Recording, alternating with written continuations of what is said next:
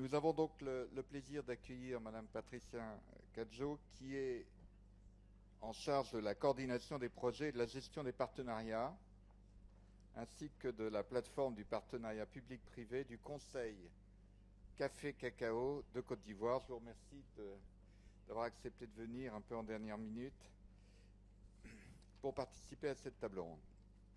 Nous avons également Jean-Jacques Gabas, que tous les bons spécialistes des questions de coopération internationale connaissent, au moins par ses écrits nombreux. Jean-Jacques est chercheur au CIRAD et en même temps il enseigne dans un certain nombre d'institutions universitaires connues. Il a exercé la présidence du GEMDEF, qui est un consortium, un collectif d'institutions de formation et de recherche sur les questions de développement. Il a vécu en Côte d'Ivoire, il a une expérience de terrain et il est l'auteur d'un certain nombre de travaux avec deux sujets récents. La Chine en Afrique, qui a fait l'objet d'une publication récente, et la question agricole, qui fera l'objet de son intervention tout à l'heure dans les politiques de développement. Monsieur Ben Becher est agriculteur. Pardon. Vous êtes agriculteur depuis une trentaine d'années, c'est ça, si je calcule bien, sur une exploitation familiale de 250 hectares, consacrée à diverses cultures et à l'élevage, située dans votre pays qui est la Tunisie. Mais vous êtes, c'est plutôt à ce titre-là que vous êtes président fondateur du syndicat des agriculteurs de Tunisie, le SYNAGRI, qui est le premier syndicat agricole indépendant créé en 2011. Et vous êtes également président fondateur de l'Association pour l'agriculture durable, qui est une structure qui est née dans les années 2006. Bon. Bernard Giraud est, comme probablement un certain nombre d'entre vous le savent, président d'un fonds d'investissement qui s'appelle Livelihoods Venture, après avoir occupé des responsabilités très importantes dans le groupe Danone, et on le sait tous, est un chantre de l'économie sociale et solidaire comme étant une démarche pertinente dans l'action de développement. Et je lui demanderai de nous préciser davantage les modalités d'intervention de son fonds. Enfin, François Burgot a plusieurs casquettes. Il y en a trois qui nous intéressent. Il est d'abord le président de l'ADEPTA, qui est une organisation française qui facilite la promotion des entreprises françaises à l'étranger, tout particulièrement des PME, pour ceux qui ont occupé des postes notamment en Afrique, ce qui fut mon cas. On a eu l'occasion de le rencontrer avec une délégation. J'ai eu l'occasion de le rencontrer avec une délégation de PME françaises. L'ADEPTA veut dire l'Association pour le développement des échanges internationaux de produits et techniques agroalimentaires. Il l'a dit tout à l'heure, il est également directeur des relations extérieures du CNIS, donc l'organisation orientée vers la question semencière, l'organisation patronale autour des questions de semences, et il est membre du conseil d'administration de l'Association africaine du commerce des semences. Bien, le sujet qui nous réunit, c'est ce qu'on appelle aujourd'hui la coalition d'acteurs, c'est-à-dire comment, autour des questions du développement de l'agriculture africaine, faire mobiliser et faire agir ensemble à la fois la puissance publique, le secteur privé et les bénéficiaires des actions, à savoir les producteurs et les différents acteurs parties prenantes des filières agricoles. Il est également prévu d'évoquer éventuellement le rôle des ONG dans cette coalition, lesquelles ne sont pas représentées, sauf un peu par moi en tant que président d'une ONG, mais je n'ai pas cette prétention. Donc on va beaucoup parler des modalités du nouveau paysage qui prévaut en matière de développement rural en Afrique, et notamment en matière de financement. Et je vais commencer par demander à notre universitaire, nous allons demander à l'Académie de nous éclairer sur les bouleversements qui sont en cours en ce qui concerne le paysage de l'aide internationale et du financement international en matière de développement. Donc Jean-Jacques, vous êtes chercheur, c'est à vous de nous éclairer en premier, de poser un certain nombre de concepts et d'éléments d'information avant que nous entrions ensuite dans l'analyse des situations plus concrètes vues du côté de la filière, vues du côté des agriculteurs, vues du côté des fonds d'investissement et vues du côté de la promotion des entreprises françaises. Jean-Jacques. Merci Pierre. Lourde tâche que de demander à l'Académie de donner son avis sur cette question, d'autant plus que l'Académie est rarement sollicitée, puisque la production de savoir sur ces questions-là est largement maintenant le fait des administrations publiques en particulier.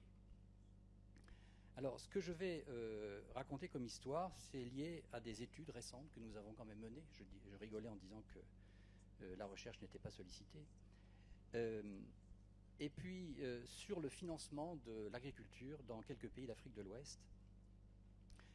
Et puis, sur une expérience d'analyse, comme l'a rappelé Pierre tout à l'heure, sur ce que fait la Chine en Afrique dans le secteur agricole. Et je pense que ce que je vais vous raconter est assez connu, puisque ça a été déjà dit, mais peut-être qu'il est important de le redire, parce qu'il me semble que aujourd'hui, en 2015-2016, là, nous sommes à un moment assez important de recomposition de l'action publique et de recomposition dans le financement du développement et de l'agriculture. Je crois premièrement, et ça c'est nos travaux qui nous le montrent, mais encore une fois, les conclusions auxquelles nous arrivons sont des conclusions qui sont quand même liées à des terrains, et peut-être que c'est difficile de généraliser à l'ensemble de l'Afrique subsaharienne. Mais il n'empêche que nos observations, dans le cas notamment du Ghana, du Sénégal, de la Côte d'Ivoire et du Togo, nous montrent quelques éléments qu'il faut prendre en considération dans la mesure où il y a des changements et il faut analyser et comprendre ces changements. Premier élément, ça a été rappelé ce matin en introduction, si l'Afrique a été le continent où l'agriculture a été délaissée dans son financement, c'est une réalité. Et je donnerai un simple chiffre. Il y avait en aide publique au développement à l'agriculture en 1975, en dollars constants, 5 milliards de dollars qui étaient affectés. Le pic est arrivé en milieu des années 80 à 8 milliards, il est redescendu à peu près en 2008-2010 à 5 milliards. En fait, il faut attendre après la crise alimentaire de 2008 pour voir un soubresaut d'augmentation de l'aide publique au développement affectée au secteur agricole. Et en particulier en Afrique, on le voit. Mais donc, premier élément, il y a effectivement une tendance à la hausse. Cette tendance à la hausse, elle est récente, elle ne date pas de 2008, et dans les chiffres que nous avons pu analyser, elle date plutôt de 2011-2012. Il y a une inertie très forte dans les agences de coopération, c'est évident, mais il ne faut pas dire qu'il y a un arrêt dans le financement, il y a une évolution tendancielle qui est, je dirais, assez lente. Premier élément. Deuxième élément, cette aide publique, finalement, on se focalise dessus dans la discussion, mais elle n'est plus majoritaire dans le financement des dépenses publiques agricoles, dans les pays que nous avons étudiés. Dans les dépenses publiques agricoles, le gros vient des gouvernements, mais surtout, si l'on passe au-delà du seul regard sur le public, ce qui est intéressant, c'est de comprendre la complexification croissante des acteurs qui interviennent dans ce secteur-là et de voir qu'il y a une diversification immense de l'ensemble des sources de financement. On se trouve aujourd'hui dans une sorte de puzzle extrêmement complexe dans lequel notamment le secteur privé joue un rôle de plus en plus important. Il n'y a qu'à le voir dans les financements que nous observons dans le cas de la Côte d'Ivoire, dans le cas du Ghana, un petit peu moins dans le cas du Sénégal. Mais on est en ce moment dans un processus de diversification, un processus de complexification. Et ce processus-là se fait dans un univers assez anarchique, je dirais, assez peu coordonné, et dans un univers où finalement chacun des acteurs intervient de manière assez éclatée.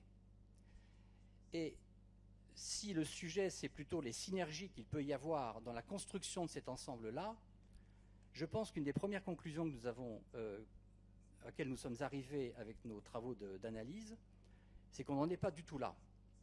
On n'en est pas dans un univers où chacun essaie de construire des synergies avec l'autre, chacun agit l'un indépendamment de l'autre. Ça, c'est le premier point. Le deuxième point de cette conclusion. Chacun a sa stratégie. Mais je vais revenir un petit peu sur l'aide, puisque c'est la question qui m'était posée. En fait, quand on discute avec à la fois l'ensemble des bailleurs de fonds et l'ensemble des États, les représentants dans les ministères en particulier, qu'est-ce qu'ils veulent de l'APD? Ce n'est pas très clair. Certains veulent que ça ait un effet de levier, ça a été dit ce matin. C'est un effet catalytique sur les investissements privés. Et donc, cette aide publique doit avoir un rôle pour améliorer le financement de l'agriculture et donc jouer un rôle important dans la construction des fonds de garantie, dans les fonds d'investissement. Par exemple, c'est le programme croissance économique de l'USAID au Sénégal où on affiche des montants gigantesques d'engagement, mais ça ne sert que de la garantie. Ou alors on constitue le fonds GIP au Sénégal, divers instruments. Et ce qui est intéressant, c'est que finalement, le financement du secteur agricole est un financement, je dirais, qui vient d'un gouvernement par les instruments. Et on pense que ça va être ça qui va régler le problème. C'est-à-dire en trouvant des mécaniques financières les plus sophistiquées possibles. Et ça pose quand même quelques problèmes. Parce que d'abord, il y a ce paradigme global qui est présenté en disant il faut du financement, ok, il faut diversifier, d'accord, mais il faut des instruments financiers de plus en plus complexes. Bien. Mais ces instruments financiers de plus en plus complexes, ils doivent quand même répondre à une demande, ils doivent répondre à une politique. Et donc toute la question, c'est de savoir comment s'articulent ces investissements, et qu'ils soient privés ou qu'ils soient publics, avec l'objectif de lever des fonds privés. Comment est-ce que ces instruments vont répondre à un modèle de développement agricole? Et là, eh bien là, je trouve qu'on reste quand même avec la question de l'articulation entre ces instruments et la construction des politiques publiques. Parce que on peut se poser la question de savoir, mais est-ce qu'il y a un chef d'orchestre de ces politiques agricoles? Alors évidemment, il y a les programmes nationaux d'investissement agricole, il y a les programmes régionaux d'investissement agricole, qui sont mis en place par toutes les institutions, notamment le NEPAD, etc. Bien. Mais finalement, est-ce que ce sont des véritables outils de politique qui permettent d'orienter les investissements, d'orienter les financements vers des objectifs de politique agricole? Et là, on reste un petit peu sur notre faim, dans la mesure où, finalement, la plupart des bailleurs de fonds font référence ex post au PNIA, ex post au PRIA, mais finalement, sur le fond, ont leur propre stratégie, ont leur propre logique, ce qui n'est pas du tout négatif, mais c'est comme ça. Et puis, si on va voir le secteur privé, ou les agences représentatives du secteur privé, eh bien, ce qui est intéressant, c'est que finalement, elles ne font très peu référence, elles, au secteur public, elles font très peu référence au PNIA, au programme, aux politiques agricoles. Donc, on est plutôt dans un système où chacun, finalement, s'évite.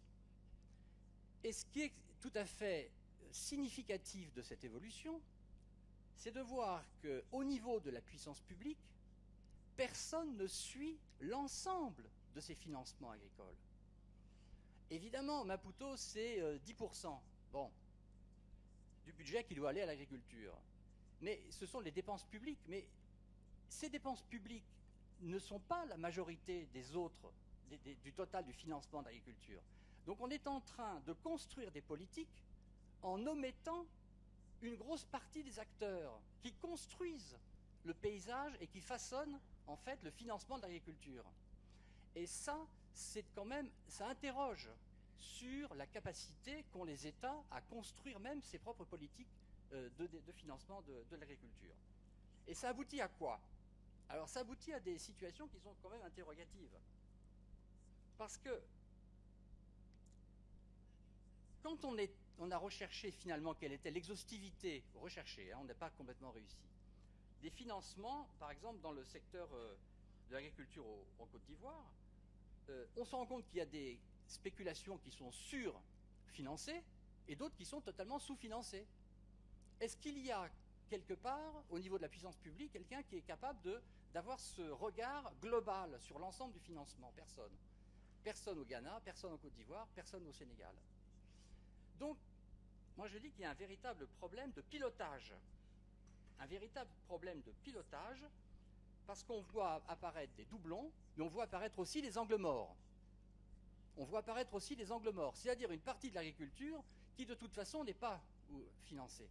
Et quand on regarde l'ensemble, on se rend compte, par exemple, la recherche, c'est pas pour plaider pour ma chapelle, mais la recherche est quand même, et notamment les centres nationaux de recherche agronomique sont dans une situation assez catastrophique en termes de financement. La vulgarisation agricole aussi. Le financement du secteur des tubercules en Côte d'Ivoire est en chute importante, etc., etc. Et donc, quand on regarde à travers le prisme, non pas du seul financement public, mais de l'ensemble des financements, on se rend compte que là, il y a des secteurs qui sont oubliés, ou d'autres qui sont complètement en doublon. Voilà, donc c'est là-dessus que je voulais juste intervenir, et puis je reviendrai après sur la partie Chine, parce qu'il y a eu un point important qui a été dit tout à l'heure sur la Chine, et ça s'intègre dans la réflexion sur le manque de coordination entre les acteurs.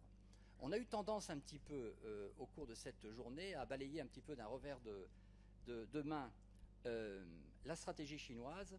Je pense que c'est une erreur. C'est une erreur parce que le FOCAC dernier qui s'est tenu les 4 et 5 décembre à Johannesburg a montré quelque chose. D'abord, lorsque les autorités chinoises font des interventions, font des déclarations, elles, de toute façon, elles mettront en œuvre ce qu'elles ont dit. Hein, c'est pas comme chez nous. Bien. Et il y a eu annoncé 60 milliards de dollars. On n'a pas encore d'informations précises pour les 3 ans sur l'Afrique, 60 milliards de dollars. Une partie ira sur l'agriculture.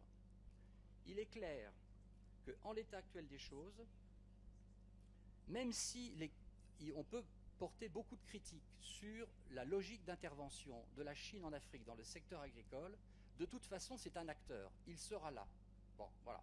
Alors à partir de là, il y a 2 solutions. Soit on ferme la porte et on dit que c'est un concurrent, soit on se dit qu'il faut plutôt essayer de travailler avec lui. Et travailler avec lui, ça veut dire quoi? Ça veut dire qu'on est face à des acteurs publics. La plupart des acteurs chinois en Afrique, dans le secteur agricole, sont publics. Soit des entreprises provinciales, soit des entreprises nationales. Ou bien le MOFCOM, le Ministry of Commerce, qui gère ces financements. Mais en ce moment, les stratégies et la politique chinoise de coopération fait l'objet de beaucoup d'évaluations, et notamment de ces centres de démonstration agricole. Et vous êtes face, en fait, à des logiques d'intervention qui sont des logiques en pleine évolution.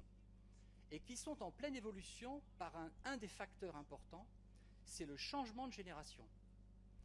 Vous êtes face à des jeunes chercheurs, des personnes qui sont dans des think tanks internationaux, et vous avez une très forte perméabilité et une très forte diffusion de savoir entre le monde chinois et le monde européen et le monde anglo-saxon. Et à l'heure actuelle, ce qui est important, c'est de suivre ce qui est fait effectivement par les acteurs chinois, dans la mesure où il faut que ces acteurs chinois soient connus de la part des bailleurs de fonds bilatéraux et multilatéraux, mais il faudrait aussi que les acteurs chinois acceptent de discuter avec les autres bailleurs. Donc il y a un problème de construction de confiance dans ce paysage de la coopération qui encore une fois se complexifie de plus en plus. Merci. Merci Jean-Jacques. On laissera de côté la question chinoise, si vous le voulez bien, pour nous recentrer sur la répartition des rôles. Alors, ce que je retiens de l'exposé de Jean-Jacques Gabas tout de suite, c'est qu'il y a une défaillance d'État dans son rôle de régulateur, de coordinateur, alors qu'on avait dénoncé dans les années 80 un excès d'État sur les filières agricoles, avant que n'interviennent les fameux programmes d'ajustement qui ont en quelque sorte détricoté complètement les filières. Je vous propose maintenant de demander à Madame Cadjo de nous expliquer précisément sur la filière, les filières café-cacao, comment s'organise la répartition des rôles tout le long de la chaîne de valeur ou de la filière, et nous donner son point de vue sur l'efficacité de ce modèle dans le contexte de la Côte d'Ivoire. Je vous remercie. Je commencerai quand même par présenter brièvement le Conseil du café-cacao. Le Conseil du café-cacao, en fait, c'est la structure qui a en charge d'abord la régulation, c'est-à-dire qui veille au respect de toute la réglementation dans le secteur.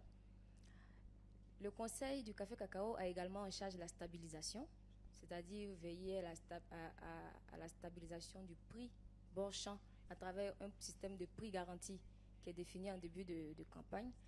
Et je pense pour ce qui concerne notre table ronde, le Conseil du café-cacao a surtout en charge le développement de la filière. Et c'est donc dans le cadre de sa mission de développement que le Conseil a élaboré et met en œuvre ce qu'on appelait le programme quantité, qualité, croissance. Quantité parce que on souhaite avoir une production optimum pour satisfaire la demande. Qualité parce que on veut quand même proposer au marché un produit de qualité. Et puis croissance parce qu'on espère aussi une création de richesses répartie de façon équitable entre les acteurs de la chaîne. Alors, le programme vise surtout à maintenir l'intérêt pour la production du cacao. Parce qu'on parle de durabilité et on se dit que pour assurer une durabilité au cacao, il faut que le producteur ait intérêt à produire du cacao.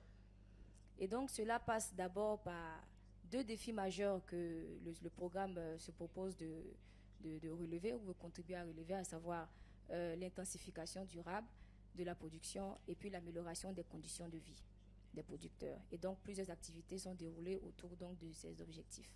Alors pour en venir à votre question, c'est qu'on a fait le constat aussi dans la filière que le secteur privé est très intéressé à contribuer à relever ces défis.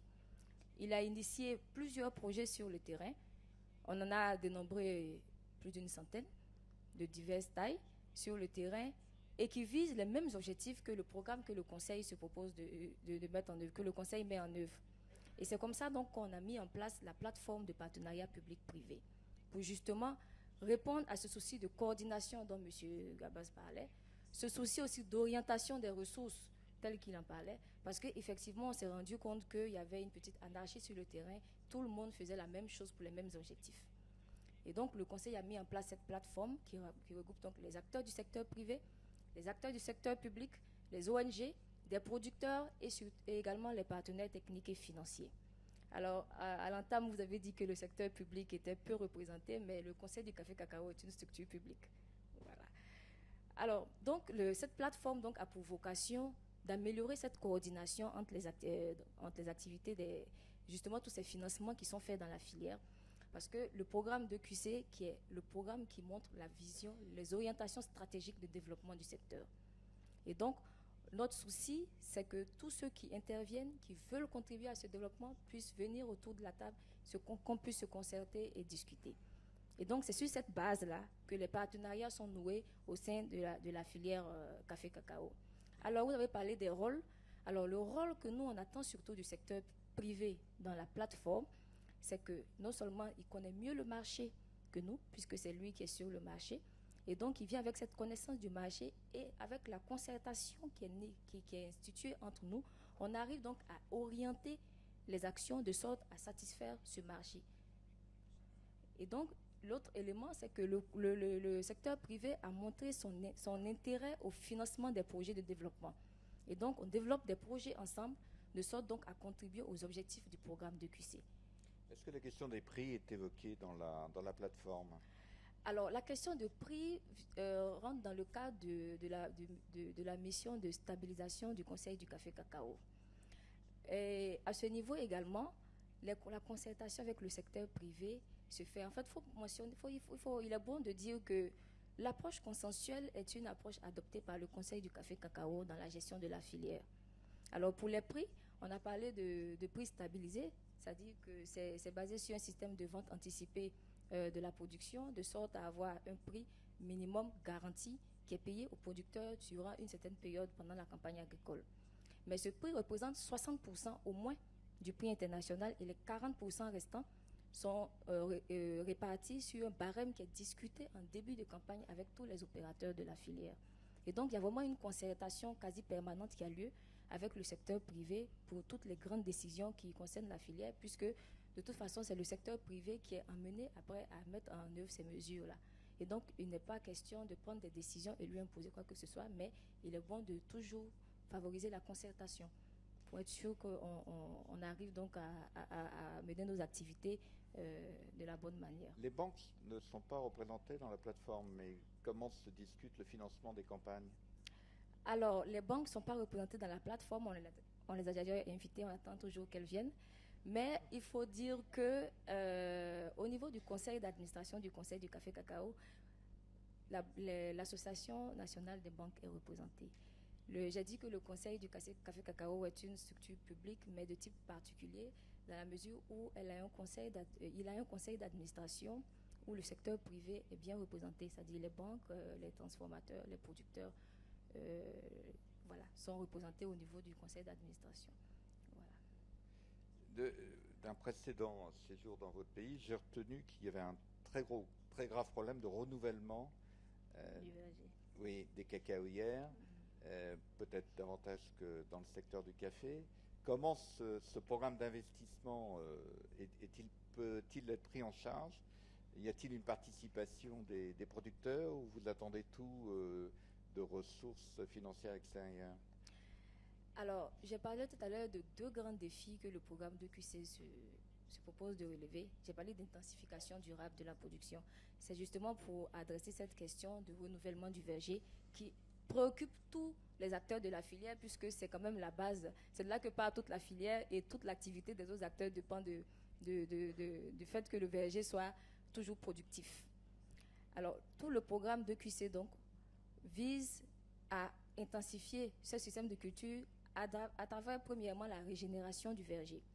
Et il y a beaucoup d'investissements qui sont faits aujourd'hui pour encourager les producteurs à régénérer le verger, mais une régénération qui tiendra compte aujourd'hui de la notion de durabilité qui sont aujourd'hui évoquées. C'est-à-dire qu'il ne s'agit pas de régénérer pour régénérer, mais il faut intensifier, il faut utiliser du matériel végétal performant et on se propose d'apporter surtout le package aux producteurs, c'est-à-dire la formation, l'accès et l'utilisation raisonnée surtout des intrants pour pouvoir renouveler ce verger. La contribution qui est demandée aux producteurs, c'est justement le fait que d'abord, c'est vrai que le programme tel que mené met à disposition, pour le moment le conseil en tout cas met à disposition les intrants aux producteurs, mais le producteur aussi de son côté, lorsqu'il reçoit la formation, il lui est demandé de pouvoir s'inscrire dans cette dynamique de développement durable à travers lui-même revoir carrément tout son système de production. Voilà. Et le secteur privé contribue énormément à ce programme, comme on l'a dit. Il contribue à travers les formations aux producteurs et à travers la mise en œuvre de beaucoup de projets pour pouvoir identifier, je dirais, la stratégie efficace pour faciliter l'accès du plus grand nombre de producteurs aux intrants. Parce que ça aussi, c'est une des problématiques que l'on a. Maintenant, à côté de ça, on n'oublie pas aussi la formation qu'il faut leur apporter pour qu'ils puissent utiliser de manière raisonnable aussi cet intrant. Ça, c'est vraiment important. Merci. On va peut-être changer de pays de référence, parler de la Tunisie avec M. Ben Becher. Vous êtes à la tête d'un syndicat qui revendique son indépendance. Je suppose que c'est lié à un certain nombre d'événements que votre pays a connus ces dernières années, cette revendication d'indépendance. Est-ce que vous pouvez d'abord nous expliquer comment quel type de représentation vous avez et comment une structure syndicale représentative des agriculteurs s'insère dans ce schéma public-privé et quelle efficacité vous lui accordez dans l'amélioration des conditions du développement rural au bénéfice des agriculteurs. Bonjour, merci de cette invitation et de cette double question. Vous parliez du partenariat public-privé à travers le prisme syndical ou du partenariat public-privé pour l'agriculture? Alors je commencerai par le plus compliqué. Présentez votre organisation. Alors nous avons dans la foulée, j'allais dire dans la dynamique de ce qu'il est convenu d'appeler la révolution tunisienne, de janvier 2011, nous étions un certain nombre d'agriculteurs qui n'étions pas tout à fait satisfaits d'une représentation elle-même héritée ou construite sur un modèle, le modèle du parti unique, donc de l'organisation, des organisations qui à l'époque d'ailleurs s'appelaient plus organisations nationales que syndicats. Donc nous avons un peu par souci de provocation sémantique, mais par conviction avant tout profonde, choisi l'appellation syndicat. D'abord par humilité, parce que nous ne pouvions pas nous appeler union lorsque nous étions à l'époque, en mars 2011, qu'une dizaine de personnes. Aujourd'hui, nous sommes plusieurs milliers, et que ça s'est fait comme ça, donc dans une double revendication, celle de devoir reconnaître à l'agriculteur sa part comme acteur, j'allais dire, quelque chose qui parle beaucoup aux agriculteurs européens et français en particulier, multifonctionnel, même si beaucoup ne l'aiment pas. C'est-à-dire qu'on a une dimension économique, nous sommes producteurs de biens, mais pas n'importe quel bien, le bien alimentaire, mais aussi un rôle social, même si la Tunisie est peut-être moins rurale que d'autres pays de la région, et je parle que de l'Afrique du Nord là et du Maghreb, mais nous avons encore une population rurale qui occupe 30% qui représente, je parle de population rurale, hein, en général, dans laquelle l'agriculture occupe encore 18% de la main-d'œuvre active. Donc, c'est quand même elle contribue, vous avez des chiffres, je ne veux pas vous ennuyer, surtout qu'on est en fin d'après-midi, on contribue à entre 10 et 12% du PIB, autant pour les exportations, entre 9 et 10%. Donc, ce que nous étions dit, c'est que d'un côté, l'agriculture dans son ensemble, avec ses organisations, avec ses agriculteurs de toutes catégories, parce qu'il y a des gens qui sont évidemment la très petite agriculture, ce dont parlait de M. Debar tout à l'heure, la petite agriculture familiale, l'essentiel de l'agriculture tunisienne est familiale. Il y a un peu d'agro-business, on le dit, et nous avons une survivance de l'histoire, peut-être que nous partageons avec quelques rares pays, l'Albanie, si elle en a encore, ou d'autres pays comme ça, c'est les agrocombinats, qui sont des fermes d'État, et qui sont des terres domaniales, parce que chaque pays, finalement, vous le savez très bien, a son histoire, et c'est les terres qui ont été nationalisées au lendemain de la décolonisation. Ça représente aujourd'hui pas grand-chose, mais c'est un sujet particulièrement passionnel. Ça représente 500 000 hectares sur une SAU de 5 300 000 hectares. Le reste, c'est essentiellement grande culture, céréales, fourrage et oléiculture.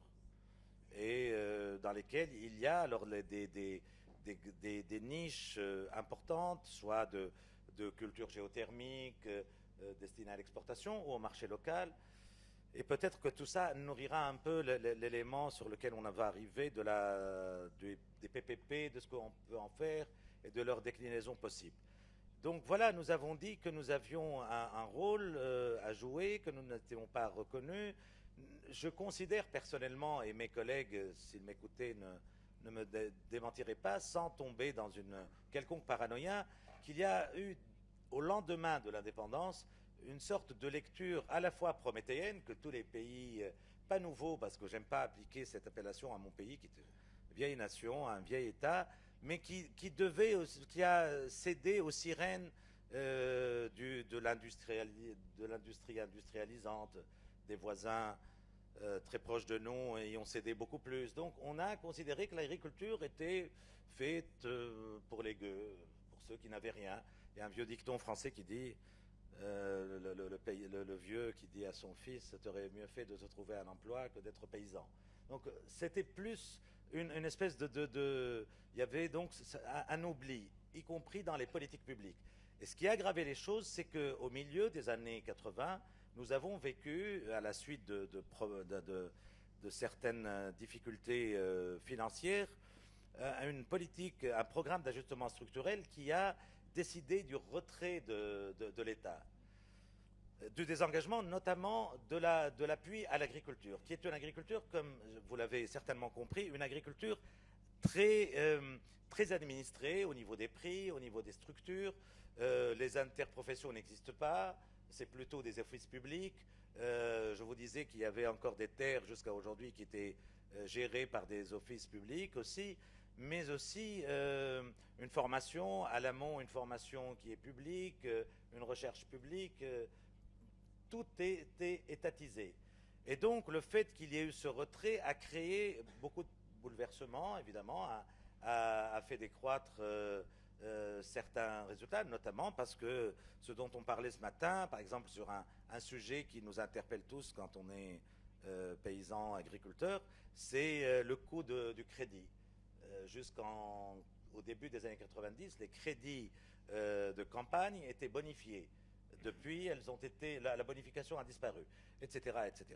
Mais si on en vient à la situation actuelle, donc alors la situation de placer actuelle, votre syndicat dans l'ensemble. Voilà, donc notre syndicat est à la fois l'expression d'un, passez-moi l'expression, peut-être pas très élégante, mais d'un ras-le-bol par rapport à une manière de considérer les agriculteurs comme la dernière roue du carrosse, malgré ce qu'ils peuvent apporter dans l'équilibre des territoires, dans l'emploi, dans la souveraineté alimentaire ou la sécurité alimentaire, et je préfère souveraineté sans emphase particulière, parce que dans la sécurité, on peut très bien se la payer en important des produits fabriqués ailleurs.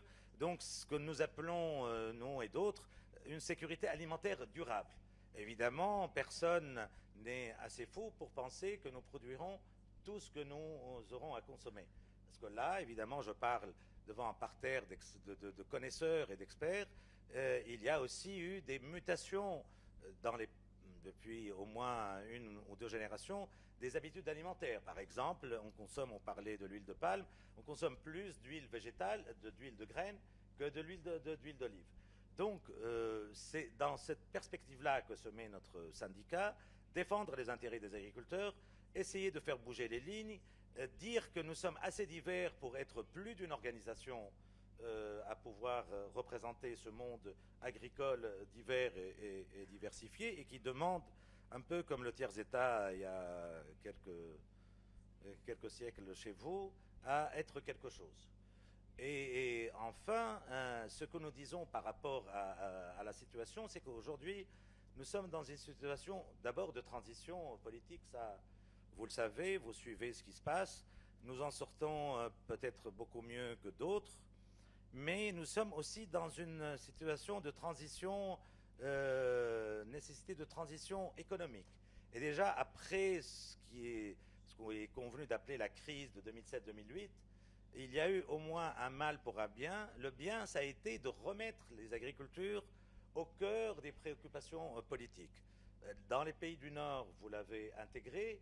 Chez nous, ça a poussé aussi à réfléchir, à revoir un modèle. Et nous, sur le terrain, nous agissons pour dire qu'il y a probablement des limites à un modèle productiviste qui n'a pas donné tous ses résultats dans un pays qui est quand même caractérisé par une rareté des ressources, une certaine rareté de l'eau, une fragilité des sols, sous de divers phénomènes. Mais vous parlez de situation quasi révolutionnaire depuis 2011. Est-ce que vous avez un cahier de doléances Évidemment. que vous présentez vis-à-vis de l'État, et quelles sont Absolument. les 3-4 grandes têtes de chapitre en termes de revendications? Je ne vous dirai pas tout parce que je me ferai taper sur les doigts par mes collègues, parce qu'on est justement en train de finaliser ce qu'on pourrait appeler un livre blanc, un cahier de doléances final à présenter dans le cadre de ce que nous avons appelé, dès notre création, au début de la première année de notre existence,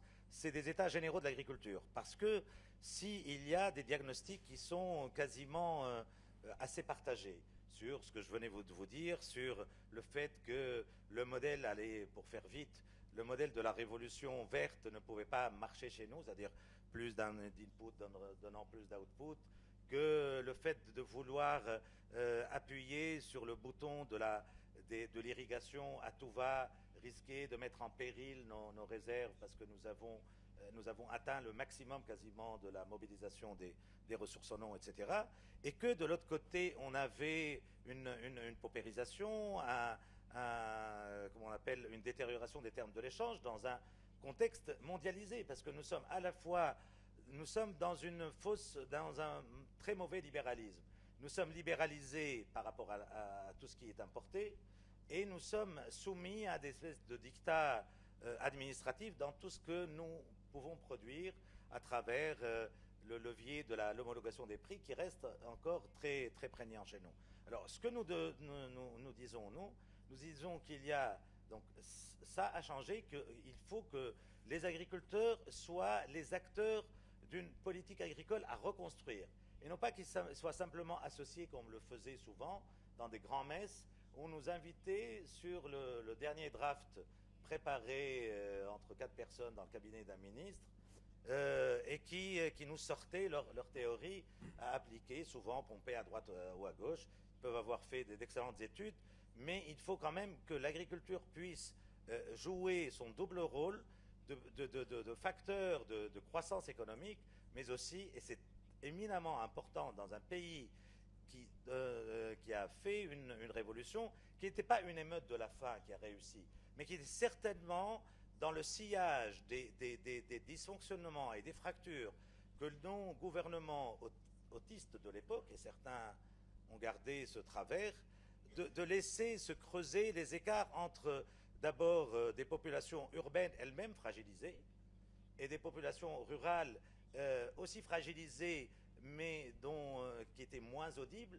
Et donc finalement ce que nous disons aussi, c'est que ce biais urbain qui faisait que la compensation des prix jouée au niveau de la consommation devrait être lui aussi corrigé, et qu'in fine, peut-être aurons-nous le temps d'en parler, que des mécanismes comme les PPP, qu'on nous sort, les partenariats publics-privés, n'étaient pas en eux-mêmes une panacée, ni nécessairement quelque chose d'absolument dangereux, dès lors qu'ils répondaient à cela, et notamment à cette conversion, comme on l'appelle en passant d'une agriculture conventionnelle à une agriculture biologique. Il y a un temps de conversion du tout État vers le tout privé. Nous préférons que ce soit plutôt une conversion vers une plus grande professionnalisation des filières agricoles et des politiques agricoles. Dernière question.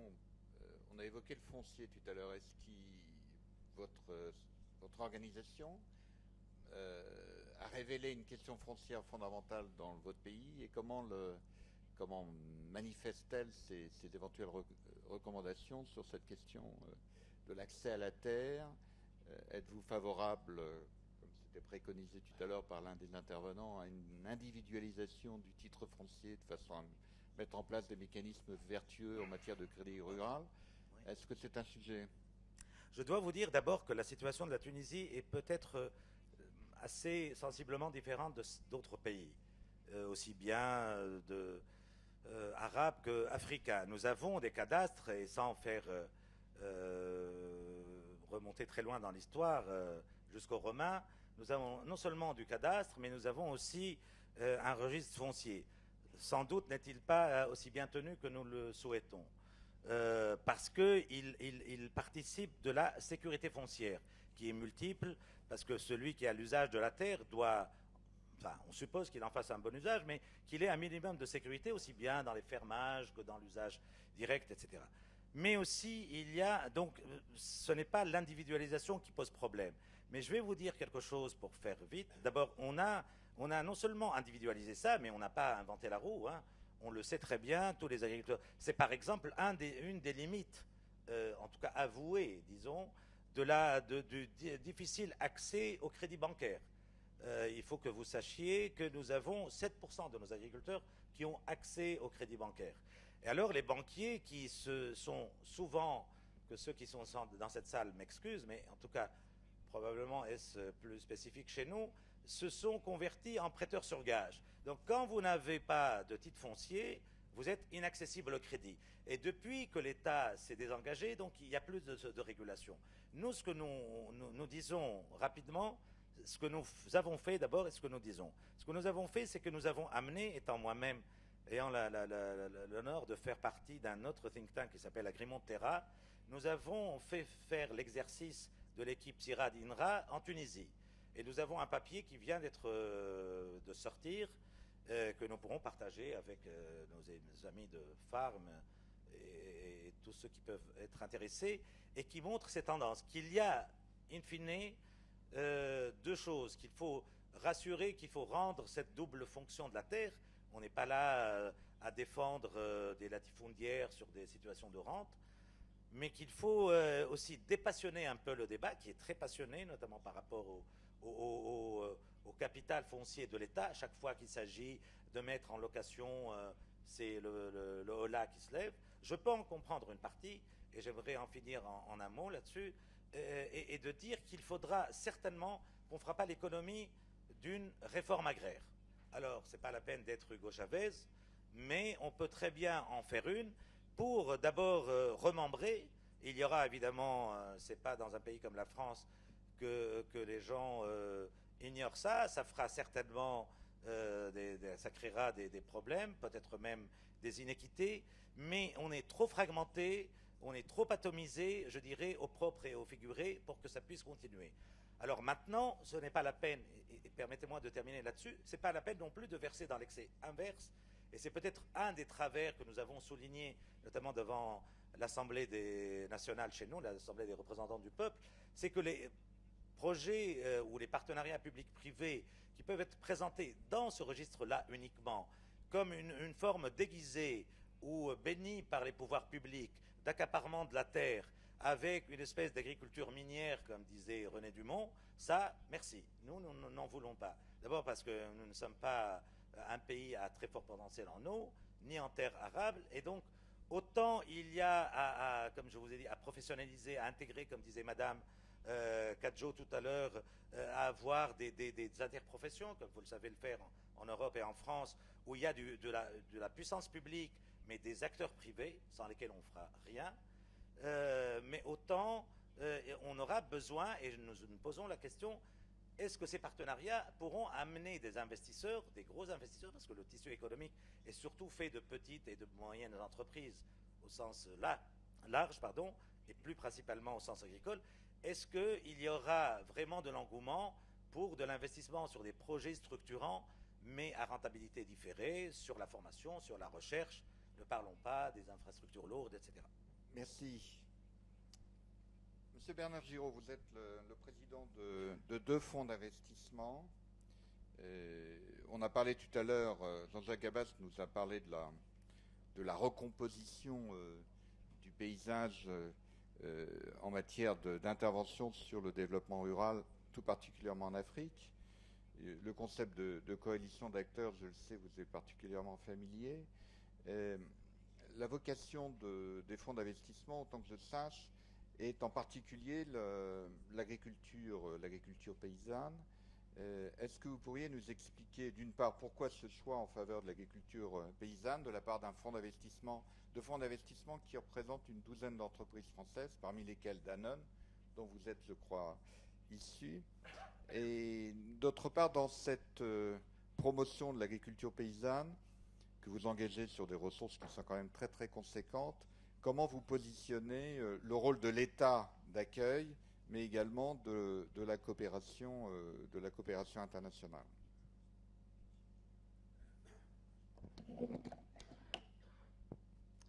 Merci. Oui, donc effectivement, nous avons créé il y a quelques années un premier fonds qui s'appelle le Livelihoods Carbon Fund, et puis plus récemment le Livelihoods Fund for Family Farming.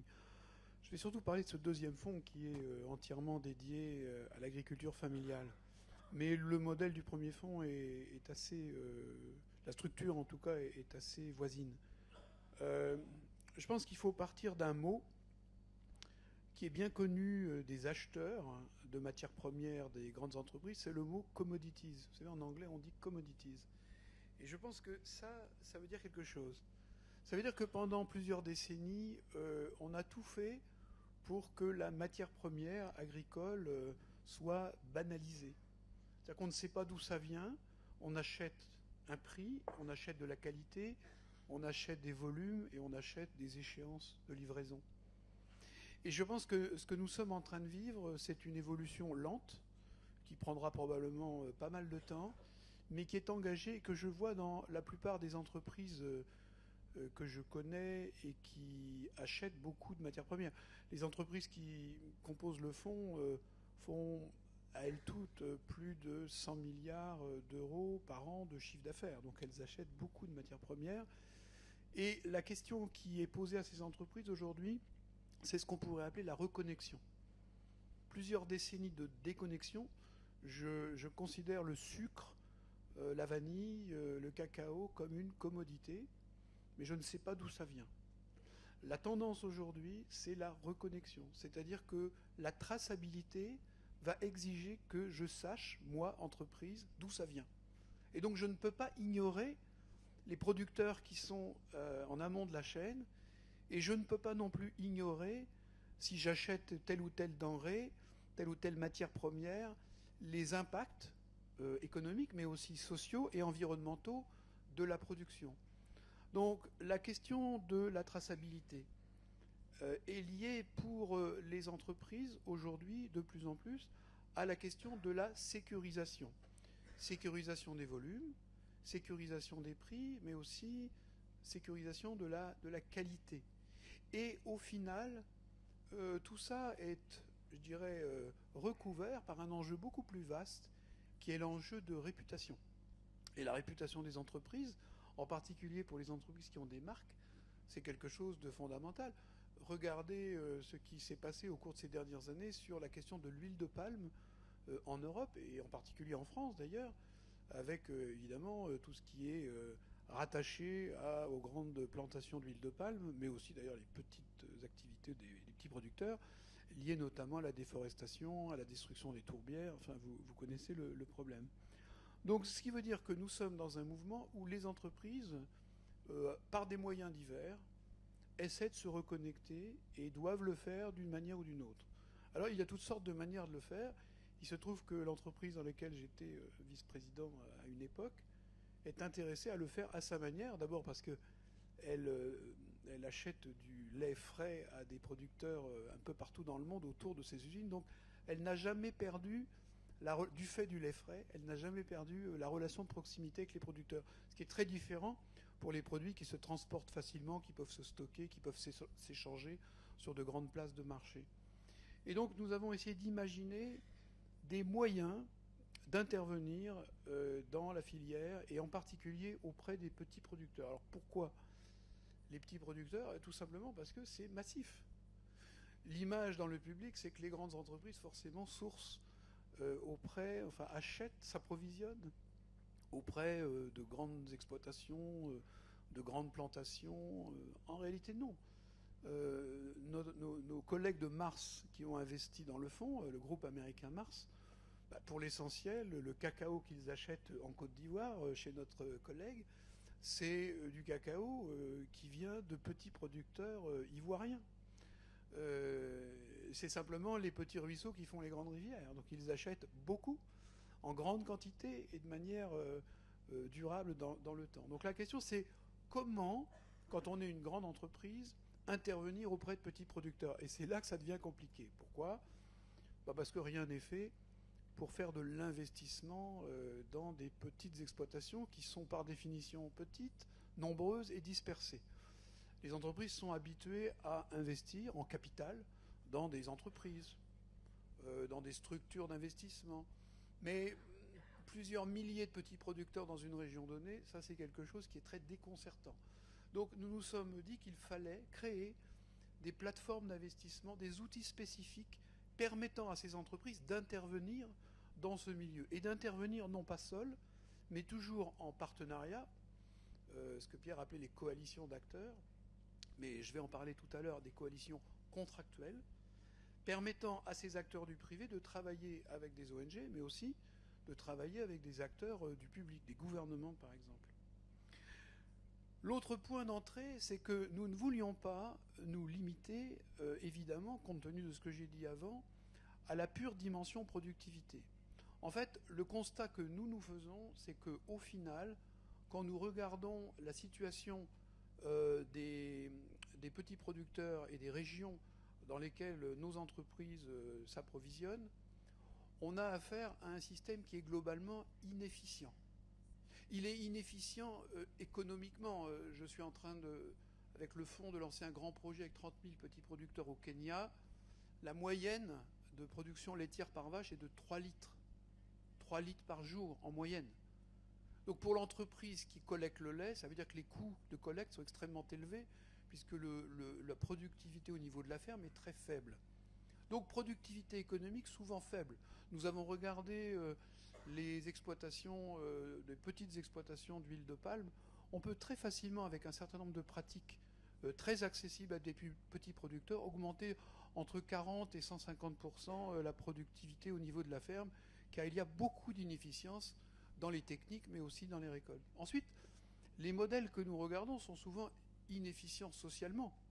Il suffit de regarder la situation sociale, le revenu des paysans, mais aussi les conditions de vie, la détérioration des conditions de vie, et par exemple les questions de sécurité alimentaire. Enfin, ce sont des modèles qui sont très inefficients du point de vue environnemental.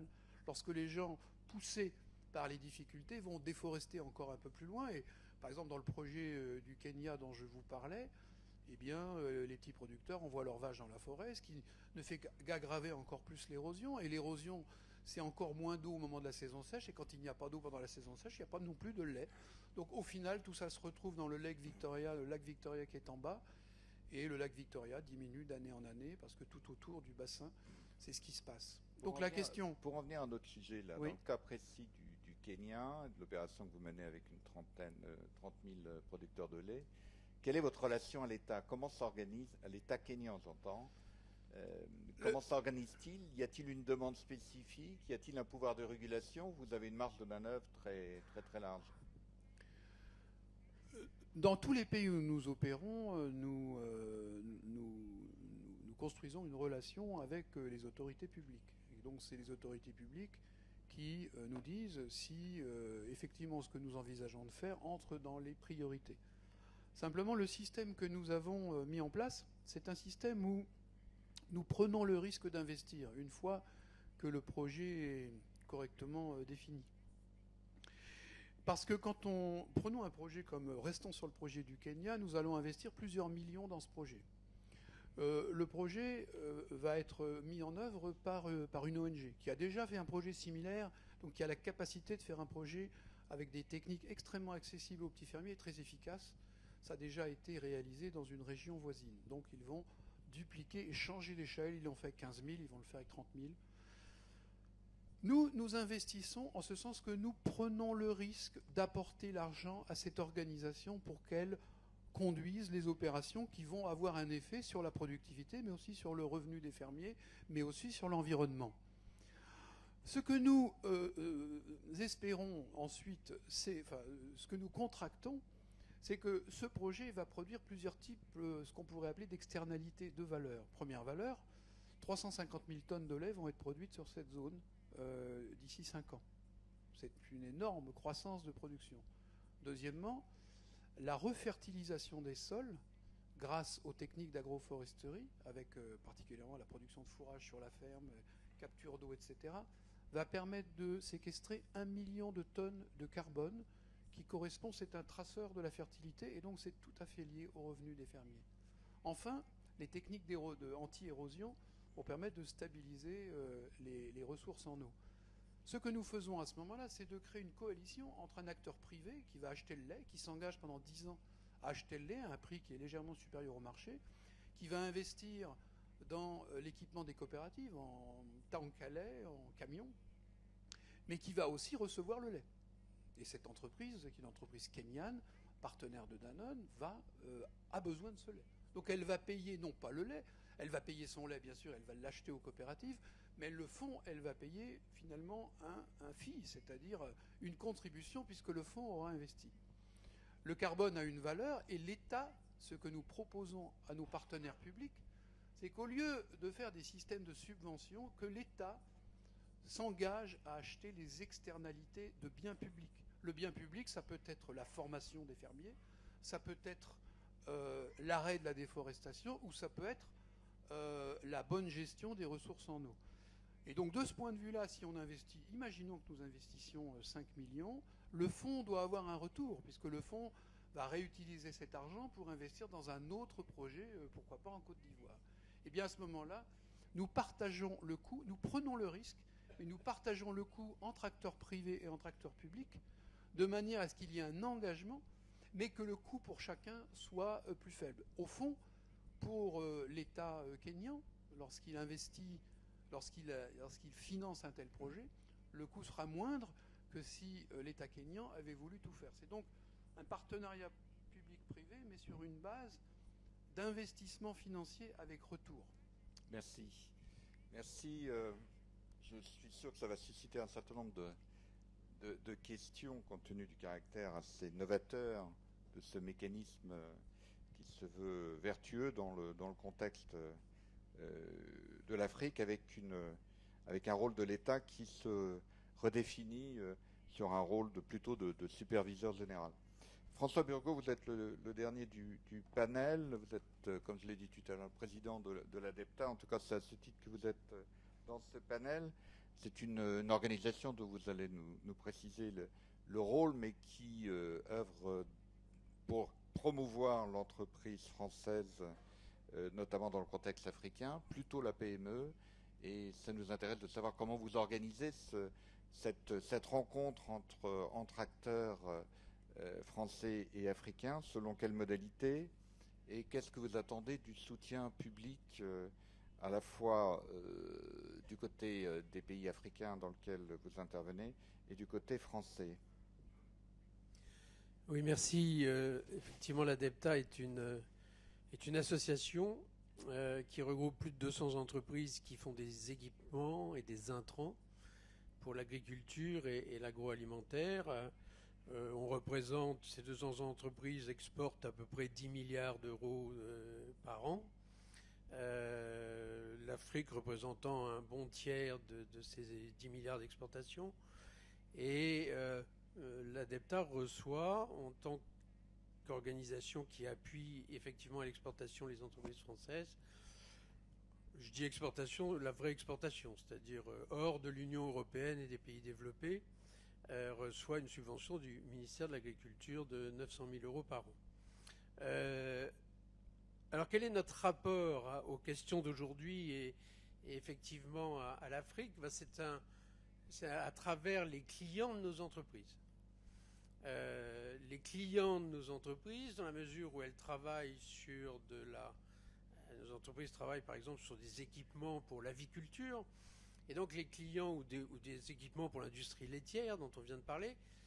Et donc nos clients sont des entreprises africaines qui sont confrontés à un certain nombre de défis.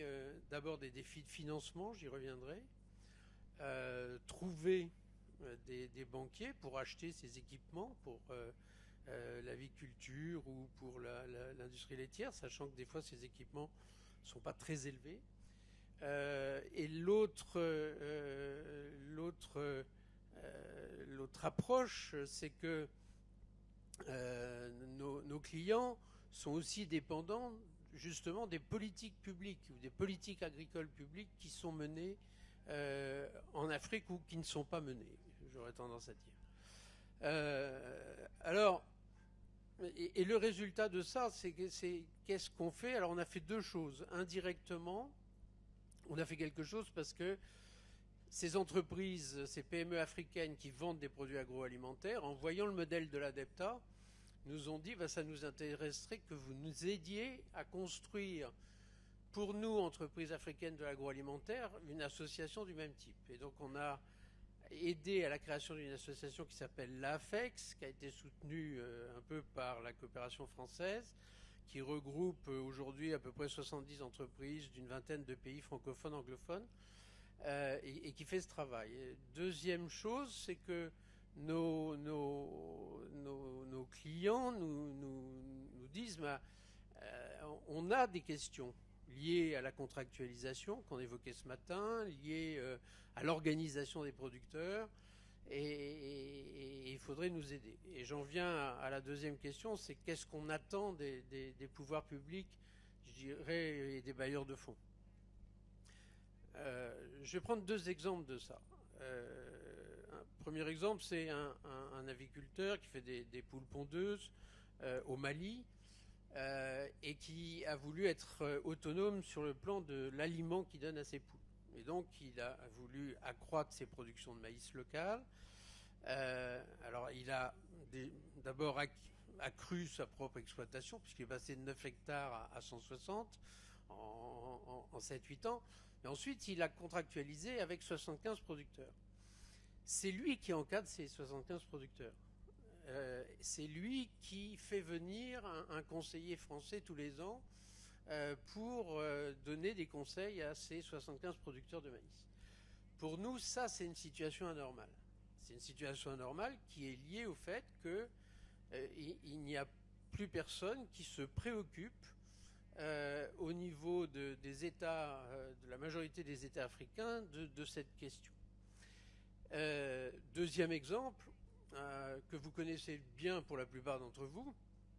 On parlait tout à l'heure des gens qui sont à la mode, des trous dans le financement, et puis des gens qui reçoivent beaucoup de financement. La laiterie du berger. La laiterie du berger adorée des bailleurs de fonds, des groupes comme Danone, de certaines ONG, qui a vendu comme modèle d'avoir sur le fleuve Sénégal accès à du lait local pour produire, est encore obligé aujourd'hui d'importer au moins 30% de poudre de lait pour ses produits.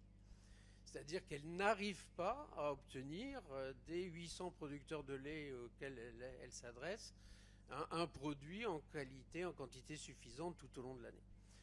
Et donc, je conclurai par ça. De mon point de vue, il y a deux questions qui se posent, qui sont liées à ce qui a été évoqué au début par la personne du CIRAD. Premièrement, les États et les bailleurs de fonds, au moment des programmes d'ajustement structurel agricole, ont confondu retrait de l'État en tant qu'acteur économique et retrait des soutiens apportés aux acteurs. Voilà, c'est-à-dire, pour prendre l'exemple de la recherche, pendant des années, les bailleurs de fonds bilatéraux, multilatéraux, financent la recherche publique sur les semences, puisque je travaille dans les semences. Et au moment des programmes d'ajustement structurel agricole, ils disent qu'il faut privatiser tout ça, mais ils ne génèrent pas des appuis vers le secteur privé qui pourrait s'occuper de sélection de semences. Je veux dire, ils se retirent totalement, c'est-à-dire ils disent, voilà, on laisse tomber. On a financé pendant 40 ans ou 50 ans la recherche agronomique pour faire de meilleures variétés végétales. Programme d'ajustement structurel, on se retire. C'est totalement absurde. C'est totalement absurde puisqu'on met en concurrence totalement déloyale l'agriculteur africain et l'agriculteur du monde entier. Parce que pendant ce temps-là, les 73 entreprises françaises privées qui font de l'amélioration des plantes continuent d'apporter à l'agriculteur français chaque année du progrès en matière de rendement, de résistance, etc. Donc là, on a un vrai souci. Deuxième souci, toujours lié à cette manière de vivre le retrait à travers les programmes d'ajustement structurel, c'est de dire, on finançait à travers les États plein d'activités qu'on subventionnait. Maintenant, on a décidé que c'était des acteurs privés qui se débrouillent. Et donc, on a arrêté un certain nombre de financements. Et je reviens pour conclure à mes deux entreprises, ou une troisième d'ailleurs que je vais citer. Une entreprise PKL, qui est connue aussi pour ses farines infantiles, en Côte d'Ivoire, a besoin de 300 millions CFA pour améliorer ces investissements pour faire du grits de maïs au niveau voulu par le marché international, elle est obligée d'avoir recours à une entreprise privée, un grand groupe privé qui lui avance les 300 millions CFA. Et j'ai un exemple, un petit semencier au Sénégal qui cherche 25 millions CFA et il ne les a toujours pas trouvés. Donc pour conclure, entre, je dirais, les 500 € auxquels peut accéder un petit agriculteur pauvre à travers des projets comme les projets Mars Danone et le million de dollars nécessaire pour avoir accès au financement, il n'y a toujours rien aujourd'hui. Et ça, c'est un vrai problème parce que, je finirai là-dessus, si on veut développer l'agriculture en Afrique, il est indispensable de développer ce secteur de la transformation. C'est-à-dire qu'effectivement, sortir l'agriculteur africain d'un schéma dans lequel il est coincé dans de la production primaire et dans lequel il n'accède pas aux endroits dans lesquels se dégagent des revenus et de la plus-value. Merci. Ce que vient de dire François Burgot, il a cité un cas d'entreprise qu'on est deux à bien connaître, Danone et le GRED que je préside, puisque nous intervenons sur cette entreprise, qui est un cas d'école tout à fait intéressant en deux mots. Alors, une bonne nouvelle, c'est que la laiterie du Berger est en équilibre d'exploitation. Là, je rentre de Richard Tull. Donc, l'entreprise est arrivée à une maturité où elle arrive à équilibrer son exploitation en dépit d'un certain nombre de difficultés, mais immédiatement, elle est victime d'un harcèlement fiscal. C'est une observation que 25 ans d'Afrique m'ont permis de constater malheureusement dans beaucoup de situations de ce type. Dès lors qu'une entreprise dégage un peu de cash, elle subit ce type de harcèlement. Mais le plus grave et problème contre lequel on n'a pas pu se battre, c'est d'assurer le minimum de protection sur les importations de lait en poudre sur un délai donné, de manière contractuelle avec les autorités, de façon à permettre de rentabiliser, d'arriver à un niveau de production. Nous travaillons avec les éleveurs Peul, dont l'habitude n'est pas de vendre leur lait. Donc il faut modifier une série de comportements, pas le truchement des femmes d'ailleurs, très largement, enrichir l'alimentation du bétail avec des cultures fourragères, d'ailleurs avec des producteurs, parmi lesquels producteurs français dans la région du fleuve. Et donc il faut un délai.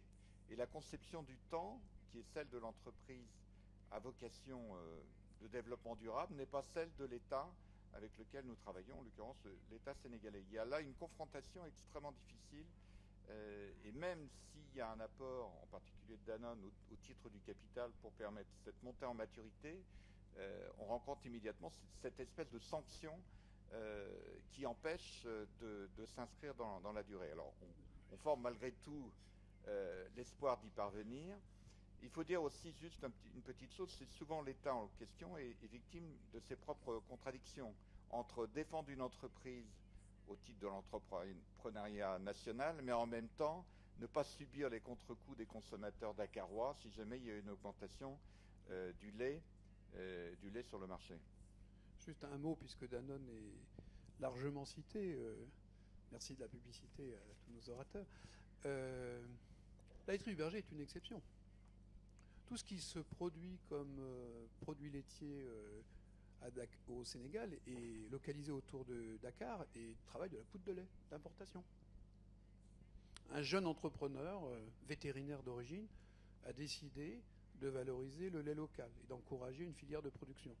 C'est évidemment un sport difficile, surtout quand on est à Richard Toll, bien que le fleuve permet, grâce à l'irrigation, des cultures fourragères intéressantes, y compris les bouts blancs de la canne à sucre, etc. Mais ce qu'a apporté Danone dans cette affaire, c'est pas le problème de l'argent, c'est une petite entreprise. On a effectivement investi à travers un fonds d'investissement.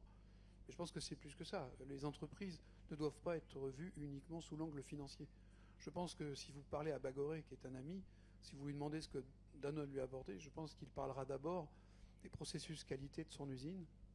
Il parlera de la manière dont on l'a aidé à marketer ses produits, notamment le Chakri qu'il a lancé à Dakar, qui est un immense succès. Donc je pense que le problème est là. Et donc j'ai pas bien compris d'ailleurs l'intervention de notre collègue là sur le fait que cette entreprise était adorée des bailleurs de fonds. Je ne sais pas si c'est le cas, mais je sais une chose, c'est que c'est une exception aujourd'hui au Sénégal, parce que c'est la seule entreprise qui essaie de monter une filière locale de valorisation du lait avec des éleveurs. Et en même temps, c'est très compliqué, parce que faire passer les éleveurs peuls d'une logique de beaucoup de bétail à faible rendement à moins de bêtes avec un fort rendement, c'est très compliqué, ça prendra beaucoup de temps. Donc Bagoré, puisqu'il s'agit de lui, l'entrepreneur sénégalais, essaie de jouer sur deux tableaux. D'une part, augmenter la production et la collecte auprès des éleveurs peuls, et d'autre part, encourager la création de petites fermes d'une quinzaine de vaches en formant des jeunes Sénégalais à une agriculture plus sédentarisée, mais avec des animaux à plus forte productivité, bien qu'adaptés au milieu. Merci. Donc là, vous avez un cas typique. Simplement, je voudrais juste faire un tout petit commentaire complémentaire. C'est qu'une certaine discrétion s'impose sur ces entreprises. Nous en avons un certain nombre, en particulier dans les associations de développement. Je pourrais citer une entreprise exemplaire à Madagascar en matière de nutrition, ou maintenant de développement d'une entreprise tout à fait intéressante en matière d'énergie renouvelable en Mauritanie, de l'autre côté de Richard Toll. Mais l'expérience nous impose d'être extrêmement prudent dans l'affichage de ces résultats, parce que très souvent ça suscite des convoitises et un excès de publicité. Lors de réunions RSE dans une enceinte pas très loin d'ici, j'ai entendu les entreprises dire le bruit ne fait pas de bien et le bien ne fait pas de bruit. Donc je pense qu'il faut aussi, alors c'est intéressant d'examiner des études de cas, mais encore la fragilité de ces actions, et je connais bien l'affaire de la laiterie du Berger, encore une fois, nous oblige quand même à être extrêmement prudent dans l'évocation des résultats.